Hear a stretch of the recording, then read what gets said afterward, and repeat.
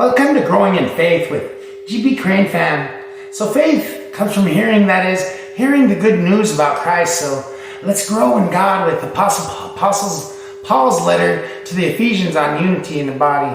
Remember, follow to grow in faith, comment, amen, share the living word in which you'll be bringing glory to the Most High God. Therefore, I, a prisoner for serving the Lord, beg you to lead a life worthy of your calling, for you have been called by God. Always be humble and gentle, be patient with each other, making allowance for each other's faults because of your love.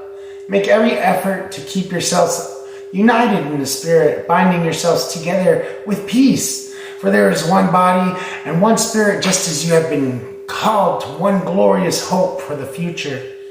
There is one Lord, one faith, one baptism, one God and Father of all, who is over all, in all, and living through all. However, he has given each one of us a special gift through the generosity of Christ. That is why the scripture says, when he ascended to the heights, he led a crowd of captives and gave gifts to his people. Notice that it says he ascended. This clearly means that Christ also descended to our lowly world, and the same one who descended is the one who ascended higher than all the heavens, so that he might fill the entire universe with himself.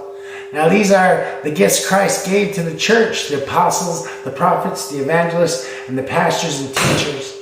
Their responsibility is to equip God's people to do his work and build up the church, the body of Christ. This will continue until we all come to such unity in our faith and knowledge of God's Son that we will be mature in the Lord, measuring up to the full and complete standard of Christ.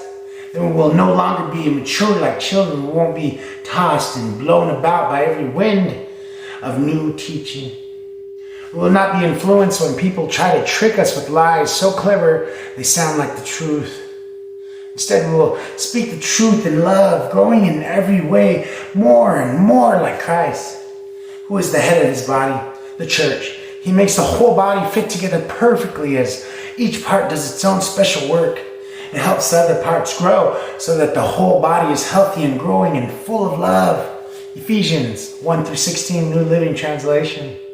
When I think of all this, I fall to my knees and pray to the Father, the creator of everything in heaven and on earth.